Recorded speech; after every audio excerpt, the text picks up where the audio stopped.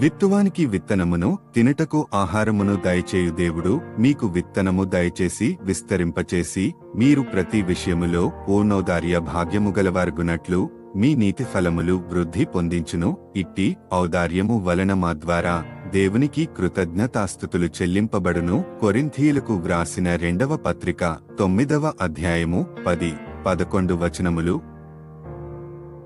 ప్రార్థన. ఓ దేవా, నేను నీ అపారమైన దయకు, కరుణకు హృదయపూర్వక కృతజ్ఞతలు తెలియజేస్తున్నాను. నీవు విత్తువానికి విత్తనం, ఆహారం అందించేవాడివి. నీవే నాకు జీవితంలోని అవకాశాల విత్తనాలను నాటావు. నా నీతి ఫలాలను వృద్ధి చేసి, నన్ను ప్రతి విషయంలో పూర్ణ ఔదార్యంతో నింపి, నీ దయను నా ద్వారా ప్రపంచానికి వెల్లడి చేయడానికి నాకు సహాయం చేయి. ప్రభువైన యేసుక్రీస్తు నామంలో ప్రార్థిస్తున్నాను తండ్రి. ఆమెన్.